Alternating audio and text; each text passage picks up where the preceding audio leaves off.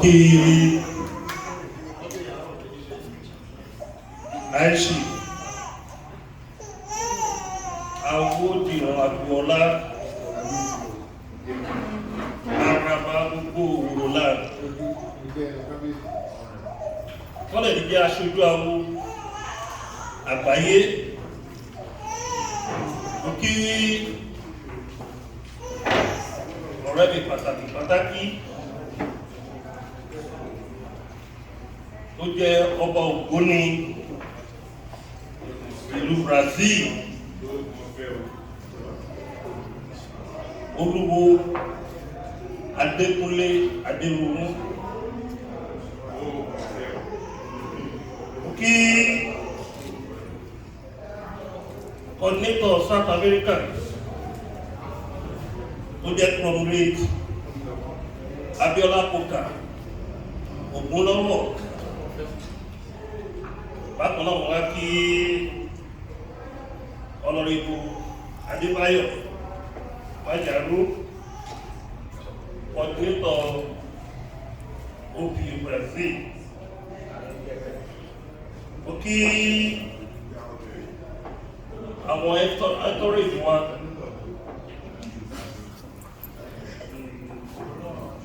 látòrí Atólóyè Aareonakakanfo tilẹ̀ Yorùbá sí barrister Babájídé Tanímọ̀ọ́wò wọ́n kí aṣojú Aareonakakanfo tilẹ̀ Yorùbá sí barrister Ọláyínká Ògúntìmẹ́yìn òkè Comrade Dauda Àsìkòláyé Administrative Secretary Yoruba People's Congress òkè Pastor Káyọ̀dé Bámidélé Chairman ẹgbẹ́ Olúwa Sao Paulo. Okay, Mr. James Osule, representative of Nigerian community in Sao Paulo. Okay, Alhaji Kimi Apino, who is OPU Worldwide Director of Communication. Okay, Secretary South America OPU, Comrade Babatunde Salami.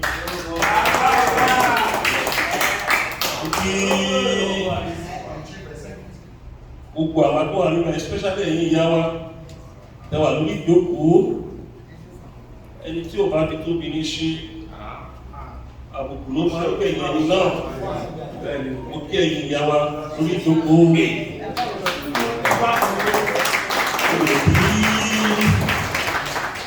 gbogbo àwọn àtàwọn mẹ́wàá yìí pátápátá a kọ́ kọ̀rẹ́tì impression tí ẹ̀gbọ́n wa orí ọ̀rọ̀ tí wọ́n sọ mẹ́yìn orí tí nǹkan ọ̀bá yéèyàn kẹ́yàn correct ẹ̀nìyẹn instantly torí àwọn olóyìnbó ń pè lọ́pọ̀ ní perception nǹkan tó bá ti create lẹ̀ tí ò bá wà corrected á di authority lọ́jọ́ iwájú. Program bá a ṣe nípa ẹ̀ lónìí program Oòduà Progressive Union South American Summit ni àwọn máa invite gbogbo ẹgbẹ́ Nigerian community in Sao Paulo ẹgbẹ́ ọmọ Oòduà ní Sao Paulo àti gbogbo àwọn olólùfẹ́ wa I invite wa bẹ́ẹ̀ yìí náà ṣe jẹ́ kan I invite yìí ní ìjọ Friday ọjọ́ tí mo dé ní entire Yoruba community in Sao Paulo almost ní restaurant Abiba Tunde Salami. So program kọ̀ọ̀kan ló ní ìkọ̀dúró fún. Program tá ṣe Friday kò ṣe tó bí gbogbo Yorùbá community.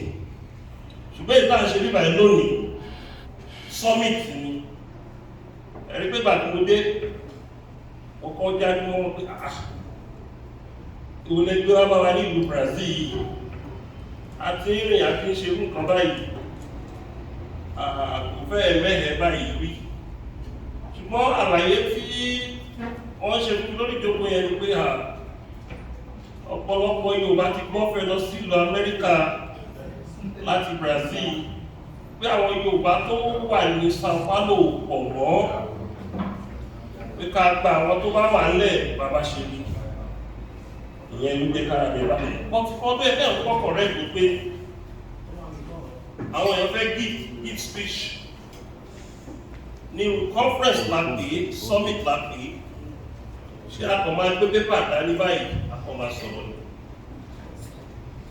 ìdí ẹ̀kọ́ bí insist ní pé ó tẹ̀lé pé ẹ̀kọ́ tó wọ́n gbọ́dọ̀ pé podium wá la máa fi sọ̀rọ̀ because kọ́tà ń ṣe yìí ẹ̀kọ́ lè kó kéré báyìí ẹni tó bá ń mọ́nítọ̀ internet tó bá máa fi tí ọ̀la ẹni pé a ju nǹkan tí ẹ̀ ń wò bí báyìí lọ a ní Aareonakakanfo gbogbo lẹ́yìn bá ló bà wà láàrin bí báyìí tí máa ń ṣe ẹgbẹ́ mi ló ń ṣe nǹkan àbí ẹgbẹ́ tí mo jẹ́ olórí ẹ̀ tí bá wọnú hall kan tó bá kù díẹ̀ ká tòmátò ra pọ́ parí báyìí bí mo ṣe yẹn ní lẹ́gbẹ̀ẹ́ báyìí lẹ́gbẹ̀ẹ́ báyìí kọ́ ní mo ra jáde ẹni tó gbé mi wá tó bá mi padà sóòtẹ́ ẹ̀ ṣùgbọ́n kì í bá ní ká yẹ rí kì í dẹ̀ ń ṣe gbogbo ọbẹ̀ tóbìnrin bá ń sè ló máa ń dùn wọ́n tó bá ní gbogbo ọbẹ̀ tíyàwó ẹ̀ bá sè òun ló ń dùn ó ní rí àwọn gbé sílé o so àwọn tó ń wò wá ó pè yọ́ làwọn àtàwọn ìbàlẹ̀ wọ́n ní ṣùgbọ́n ẹtì ó tún wá ìkú jù bá ṣe bá lọ mo rí pé ọ̀pọ̀lọpọ̀ lọ wọ́n wo bọ́ọ̀ ọ̀pẹ́ kan tó dé adẹ̀tí rí pé èmi ti jẹ́ ọjọ́ iṣẹ́ orí tó bá pé weekend ni wọ́n mọ̀ tó yẹ kó tí ìkú jù báyìí lọ weekend náà la fi sí tẹ́lẹ̀ àti sùn sí èyí torí ìdíkọ̀ àti ìdíkejì dúpẹ́ lọ́wọ́ ọ̀rẹ́ mi ọgbọ́ ògbóni of Brazil torí mi ò sọpọ́ọ̀tì pé ẹni ẹlọ́mà nílùú ìbò lọ́wọ́ mi kọ́ ni traditional institution kì máa bàjẹ́ ṣùgbọ́n ọgbọ́ ògbóni ó wà accepted torí ọgbọ́ ògbóni ló ń jẹ́ wọ́n lè bá ọgbẹ́ ẹni ọba kan nílẹ̀ Brazil a bèèrè pé níbo lẹ ti rí pè mí tí ọba bá gbéṣẹ̀ tó bá wàjà báwo lè fẹ́ yan ọba míì ṣọmọ tó bá bílẹ̀ yẹn òun ni royal blood ni history wo lẹ fẹ́ establish ẹ̀ báwo lè fẹ́ yan council ẹ̀ and ogun tó máa ṣẹlẹ̀ lọ́jọ́ wájú ní ìlú òyìnbó nìyẹn torí ẹni tẹ́ bá fi jọba tí ò sínú constitution tí ṣẹ̀dálẹ̀ Yorùbá ò accept ẹ̀ wọ́n á ní sùúrù fún tó bá wàjà ògùn abẹ́rẹ̀ ordinary club lásán tó ń joyè ibi tó ti fẹ́ yan president jẹ́ mú èèyàn tó ti kú sí kàmáà sọ pé ọba tí ò yẹ kó jọba lájò wọ́n wá lọ fún lórí adé tó wá ń dọ̀bálẹ̀ fún ẹlòmí afẹ́ pàdánù tó ń bíbẹ̀ ṣùgbọ́n ọ̀rẹ́ mi ní ìníyàwó kọ́kọ́ yé mi dáadáa mọ́ nípa wò mi ò ní àgbí pẹ̀lú ọba ní diaspora ó náà wọ́n dáa ó náà bó ògbó nílò wọn wá dé ọ́fíìsì ẹ̀ ní àti jẹta mo wá ń ka owó dọ́kúmẹ̀ntì ẹ̀ mo rí pé ọba ògbó ní Brazil tó dẹ̀ papọ̀ mọ́ iṣẹ́ tiẹ̀ tí mo ti mọ̀ láti bí 22 years so mo accept mo dẹ̀ fọwọ́ sí ẹgbẹ́ wọn bẹ́ẹ̀ yan gbogbo ní gbogbo àgbáyé kò sí nǹkan tó bá dé bẹ́ẹ̀ torí ní ayé ìwáṣẹ̀ àwọn ògbóni náà dàbí judiciary Ọ̀yọ́ empire tí ìlú bá dàrú ògbóni ló ń tò ó níṣẹ́ tí gbogbo àwọn ẹlẹ́sìn kan ń kó ògbóni anyhow sí àti lọ ẹjọ́ ẹ̀yà àbúrò wa tó wà mẹ́yàn please give me an honor of about 30 minutes. mọ ibi tọ́lọ́ máa gbé yín dé in the next 3 years or 4 years.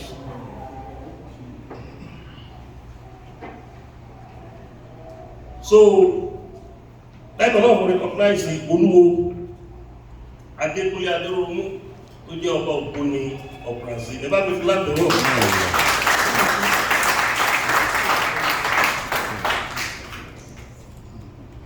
Èkejì, orí tí ẹ̀gbọ́n wa sọ pé ṣó ìbò la máa sọ bíbá ní àbí Yorùbá àti kọ̀rẹ́tì ń bẹ̀yẹn ara ṣẹ́ẹ̀lì fún fẹ́ ṣe bíbá ní ẹni bá so ìbò ní àná ló máa ń túmọ̀ ẹ̀ àásọ Yorùbá àásọ ìbò nígbàtí ọba Ògbóni máa sọ̀rọ̀ ó ti fi Portuguese ó ti fi kún torí àwọn èèyàn wa tó jẹ́ ara Brazil tẹ́gbẹ́ Portuguese náà gbé tẹ́gbẹ́ wọ́n pọ̀ jù báyìí lọ ìbá ní wọ́n fi interpreter sí mi lẹ́gbẹ̀ẹ́. So nǹkan tó ti sọnù láyé ìmòye ìgbà tó ti gbà lọ́wọ́ wa díẹ̀ la máa gbà padà a lè gbà gírì padà lẹ́ẹ̀kan náà.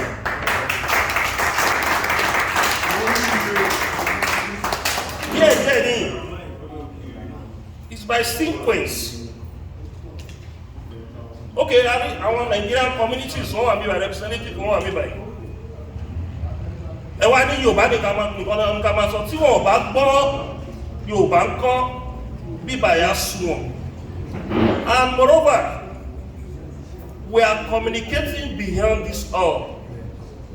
And gbogbo àgbáyé ló ń gbọ́ ọ̀tá sọ through social media.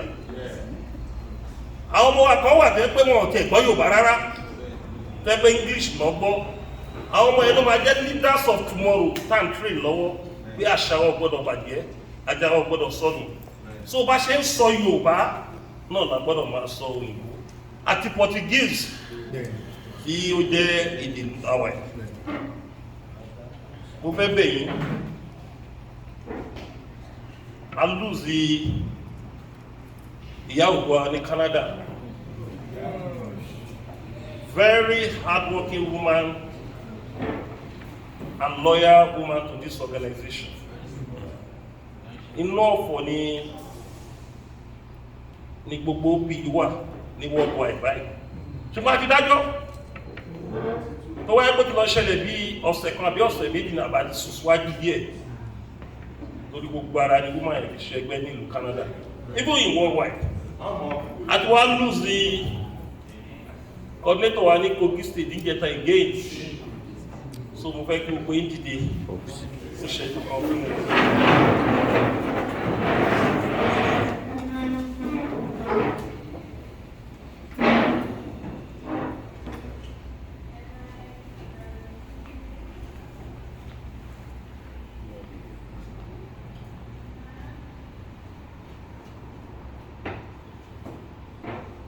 Kí Ọlọ́run bẹ̀rẹ̀ ìmọ̀ rẹ̀ kó tẹ̀ wọ́n sábẹ́ ẹjọ́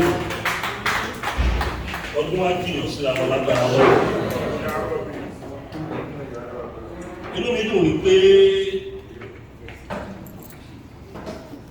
àjọṣepọ̀ wà láàrin wọ́n bẹ́ ní Yorùbá tó kù sí Sao Paulo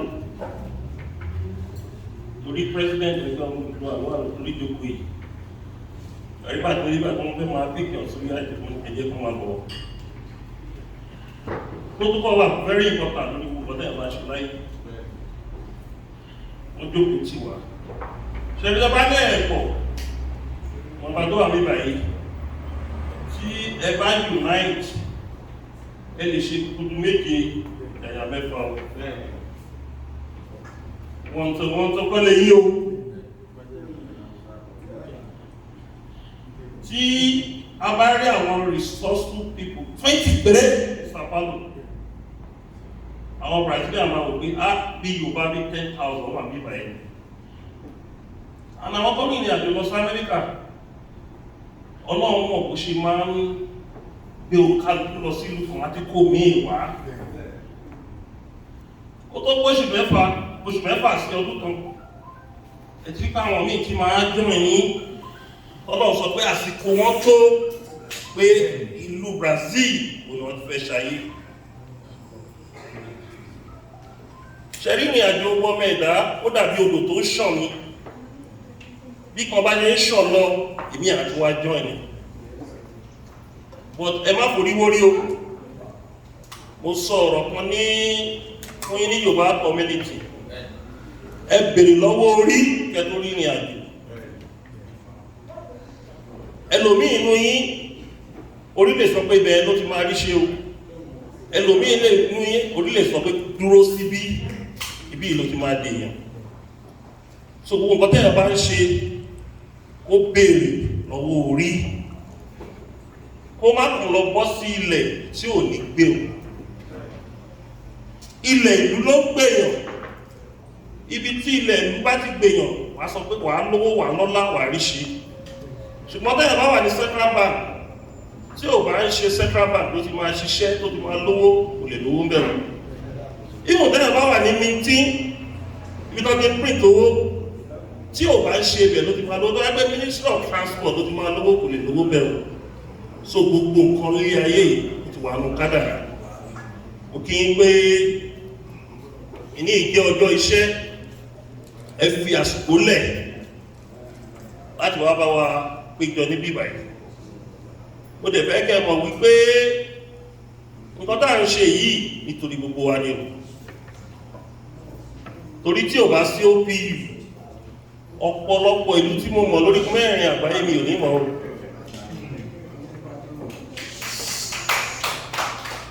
Tí ò bá sí OPU ọ̀pọ̀lọpọ̀ àwọn èèyàn táwà connected pẹ̀lú mo ń bá Olúwa Adéròmú sọ̀rọ̀ ní mọ́tò lórí mo ní wọ́n ní by July mo lọ sí Japan wọ́n ní kílẹ̀ fẹ́ lọ sí Japan wọ́n ní OPU ní program ní Japan wọ́n ní báwo lẹ ṣe máa bá wa lọ náà ní mo ní ẹ̀ṣàfẹ́ kúrò Brazil tẹ́rù pé connection tẹ̀dí ní Brazil tó ní ẹjá lọ sí Canada Japan ẹ̀tọ́ wá connect bẹ́ẹ̀ different countries mo ti lọ as a matter of fact mo ti lọ sí 56 countries ní ìgbàgbọ́ bẹ̀rẹ̀ ìrìn àjò yìí and many countries ló ń pè mí pé kí n máa bọ̀ ìwọ́n bá wọn papọ̀ bí a ṣe papọ̀ yìí padà gbọ́ bẹ̀rẹ̀ mo ní sọ fún wọ́n ní àwọn aṣàtúnṣe ní ẹsẹ̀ mo ní ṣe rò pé a ti máa ṣe program OPU nípa in the next 5 years kò yí sí mo lè wá fún visit private visit nìyẹn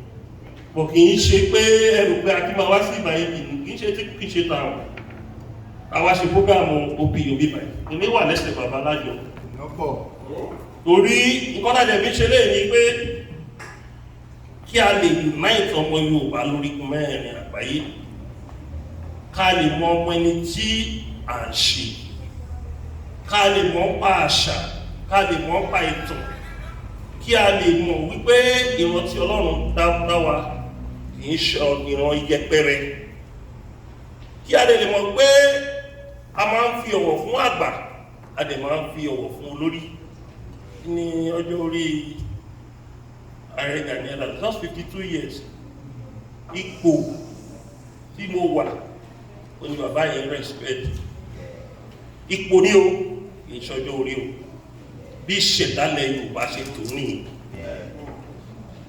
nígbàtí kábíyèsí Ọọ̀ni máa di àrólé Odùduwà 46 years old ni àti hùn àti ẹ̀ pàtó bá ti dórí ìtẹ́yẹn ọgbọ́dọ̀ gbà fún ni torí kìí ṣe Adéyẹyè àtijọ́ ló ń bá sọ̀rọ̀ Ọọ̀ni of Ifẹ̀ ní orí ìtẹ́ ló ń bá sọ̀rọ̀ nígbàtí bàbá Aláàfin máa jẹ ikú bàbá yìí wọ́n máa jẹ ní 1971 or 72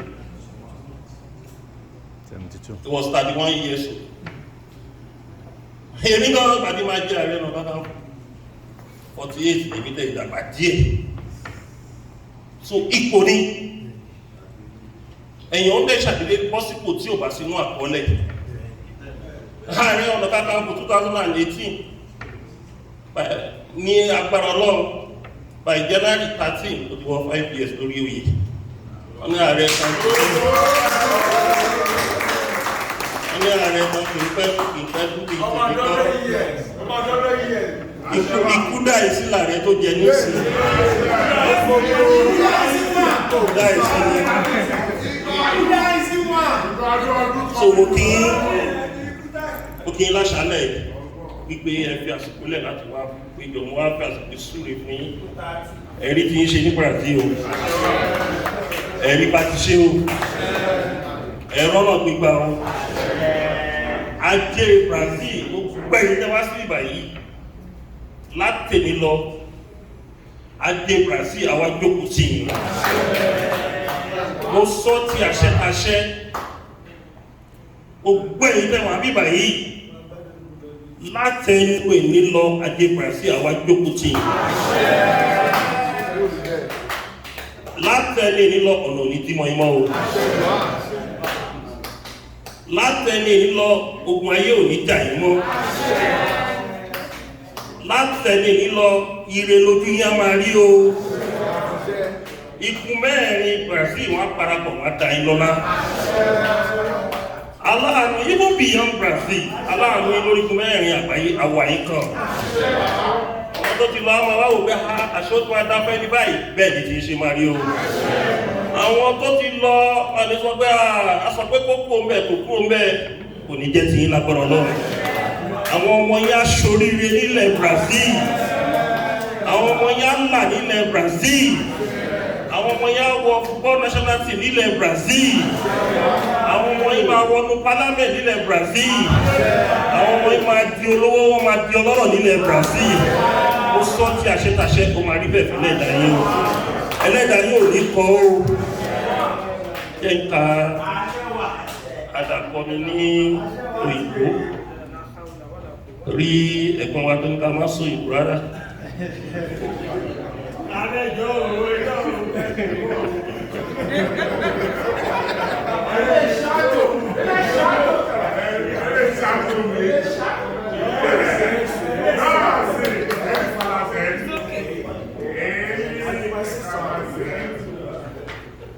I welcome you all to the Odua Progressive Union OPU South American Summit here in Brazil. This year has been very interesting in the history of OPU because it marked the celebration of 10 years anniversary of our organization. Apart from the successes recorded through our activity this year, our organization broke a new ground on spreading the gospel of Yoruba's social and cultural integration. We have a major breakthrough in the OPU Summit that were held within 6 months in 5 continents of the world. Within this short period of time, we have had our summit in Japan, France, Senegal, North America. Now we are in Brazil, Sao Paulo, the largest country in South America and the 5th largest nation in the world. This is another testimony of our success story. I am happy we have extended our developmental agenda to all the continents of the world. Today's summit is part of OPU agenda to promote cultural identity of Yoruba race. It is also a better opportunity for us to project the Yoruba diaspora organization positively to over 70 million Yoruba descendants in Brazil, as well as others across South American continents. For those that are not familiar with our organization, OPU is an organization of Yoruba descent in diaspora. Our organization was established in 2011 to build international image and networking. OPU also has the mandate to foster unity among Yoruba people, Yoruba sons and daughters across the world.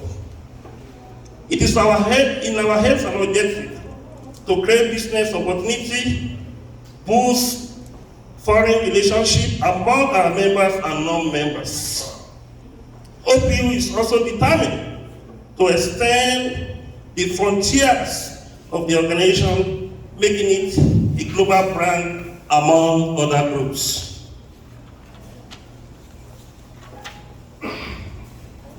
In the last 10 years, we have done well by achieving a lot in the area of mobilization of members. We have also succeeded in carving a niche to ourselves as a global brand. As the global convener of this great organization, I must say it with all sense of honor and respect that Brazil is one country that is very close to my heart.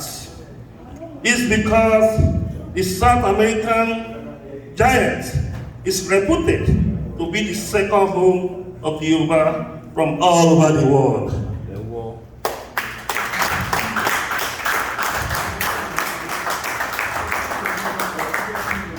Let me say also that OPU Summit is an intercontinental event that is organized annually across all the continents of the world.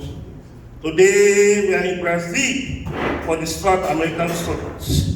Next year, we shall be holding this continental summit in another South American country. Gẹ́gẹ́ bí kò mo sọ fún tẹ́lẹ̀ jẹ́ pọ́sìbí láti ṣàlàyé fún yín ní Yorùbá. Tí a bá máa ṣe summit yìí ní South America ní next year, a lè ṣe ní Brazil ní next year. It's either Argentina or Uruguay. So, ọmọ bí sọ fún Olúwo wípé in the next 5 years, bí a ti máa wá sí ìbàdí ní Brazil lóṣù mẹ́ta, mo wá kí ẹni. Ní òwá fún ọ̀rọ̀ OPU. So summit tàbá máa ṣe ní a lè ṣe ní Brazil ní next year. Another country in South America láti lè ṣe. Brazil is an homecoming for me. And to all members of our group that are present here today. Today's summit, like the previous edition, held in other countries of the world, it's another opportunity for us to reflect on the best way to move forward in our effort to help our race. It is also our focus to explore the possibility of building an enduring relationship with Brazil in promoting the ideas of the Yoruba race.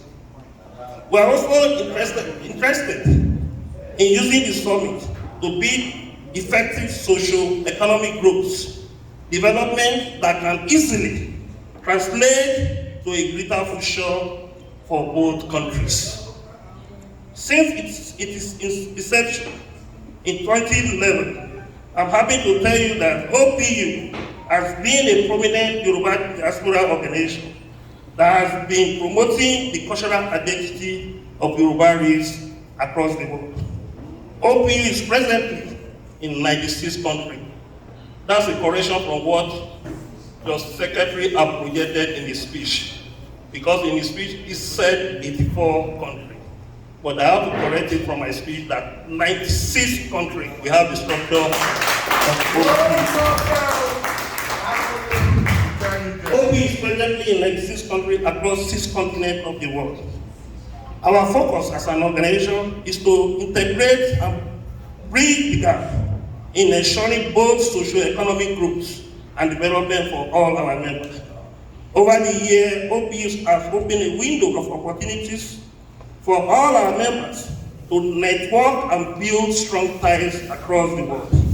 So, as the program progresses, we will continue to look into the bigger picture of prosperous Yoruba race. We will continue to engage ourselves in all areas to know how we can contribute our quotas to enhance advancing the cause of Yoruba race.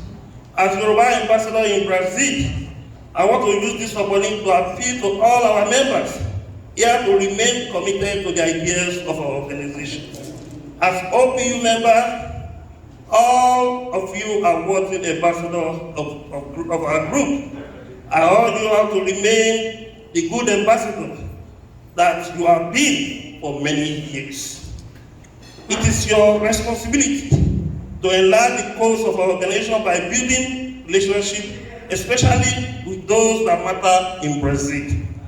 You also need to exploit various potentials of the South American countries to your best advantage.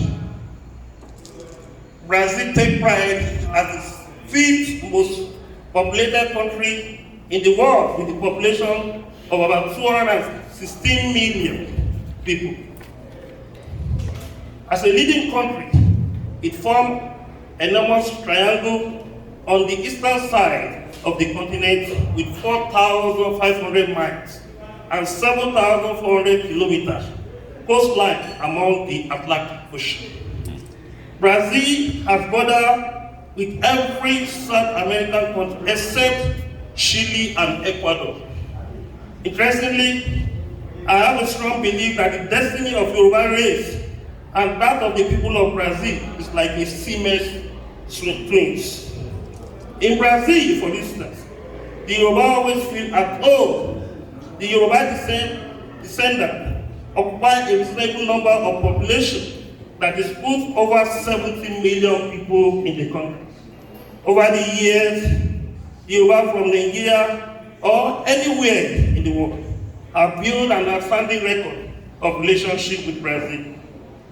The Brazilians have also identified with their Yoruba roots, culture, language, and tradition. It is a fact that there is a noticeable tie between the Yorubas in Lagos, Ileve, Benin, and the people of Brazil. For instance, there are many Brazilian returnees that trace to many quarters in Lagos, Nigeria. We share so many things in common with the people of Brazil, and we are always connected by our bond and other similarity in values, culture, and tradition.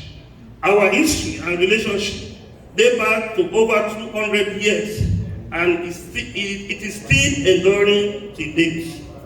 These growing ties remain a major factor that has helped Nigeria and Brazil in various areas. Nigeria can easily benefit from the enormous strength of the South American country in agriculture and other agro-transformation business. Brazil is probably one of the fifth largest agricultural producer in the whole world. This could also help in promoting food security in our dear country, Nigeria. We can also better a lot by partnering with Brazil in the health sector. This is where we need expertise with capacity to transform the ailing Nigeria health sectors. Apart from this, there's a great potential in tourism in Brazil. In sport promotion, healthcare services, art and craft, Brazil is a leading country. This is a country that has produced footballer legends like Pelé, Ronaldo, Neymar, and other superstars in the popular leather game of soccer. With our strength and population, and even relationship with Brazil, I think there is need for us to further cement our bond with the South American countries. Unfortunately, it has always been a harrowing experience traveling from Lagos to Brazil. The story of how a Brazilian airline, Variant Airline, left Nigeria because of the June 12, 1993 annulment election had a negative effect on the travel schedule and plan between Nigeria and Brazil. For instance, the flight duration from Muritala Mohammed, Lagos to Sao Paulo Airport is about 21 hours. 21 hours, 20 minutes on transit. This is too long a distance between two countries that share common culture and identity. Apart from this, another important issue that needs to be addressed between the Nigerian and Brazilian government is the flight fee, which has been on the high side. The flight fee of Brazil is also very expensive, considering the strong bond between the two countries. Though nature has sent us to live afar from each other, we can easily build a better future together. The federal government should, as a matter of necessity, provide the opportunity to Nigerians by initiating a direct flight from Lagos to Brazil. Federal government should also advise the airline to reduce the flight fare because it's too expensive for travelers from Lagos to Brazil, even by transit, before having the direct flight from Brazil to Lagos.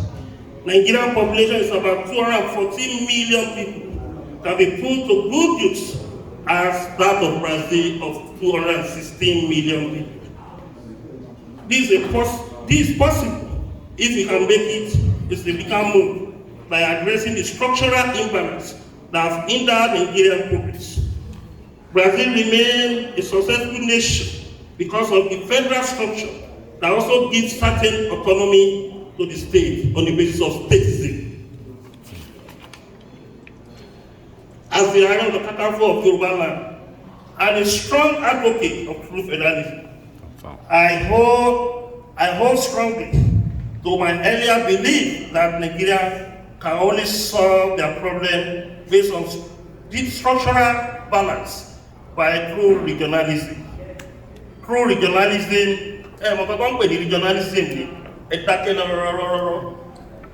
only way tí Nigeria fi dúró dáadáa bí nation oníkápadà sẹ́sọ̀ ẹsẹ̀ àárọ̀ wa bí a ṣe gba independent on the basis of regionalism. Ó sọ fún ní bàtà méjì ní Yoruba community. We have two ways. Àwọn tó ń glamour fún Yoruba nation, wọ́n ní right. But at the same time, àwọn àtàwọn àlẹ́ náà ká máa béèrè fún regionalism. It's either you get it on the basis of Yoruba nation or we get our freedom on the basis of having a very good federation on the basis of regionalism. We can still have a Nigeria based on a very good structure that our federating unit will be running their government on the basis of regionalism and we meet in Abuja based on federal government. By then, we can have economic development competitive within the 6th region, and at the same time we can have a very good country called Nigeria and will be prosperous. In Brazil have about 26 states, but they run statism. Statism won't be regionalism because one is state police, one is every structure. The state level control state here. Only the power of the federal is limited in Brazil. But in our country, we have a 36 states, including Abuja federal government, making 37 states. We can go back to federating unit on the zoning, calling it region, or you call it any name. In the national conference, we have we recommend fresh system of presidential system of fresh, different system of presidential system. The presidential system allows the federating unit to develop at their own pace. Either you call it a regionalism or you give the zonal unit to have their own constitution. The federal government will have their own constitution. The state will have their own constitution. And the local government will have their own constitution. We have about, instead of 3 tiers of government, we have 4. By then, every tiers of government will have their own police. By the time we agree on that, the issue of insecurity will be solved totally in Nigeria. This is the best way of addressing the fundamental problem of corruption, insecurity, killing and banditry that have been the bane of our nation. Without regionalism, Nigeria survives as a nation hanging in the balance. Finally, I think it's very important to reinstate my belief on regionalism as the best approach to salvage the future of our dear country called Nigeria. Thank you for listening. God bless you.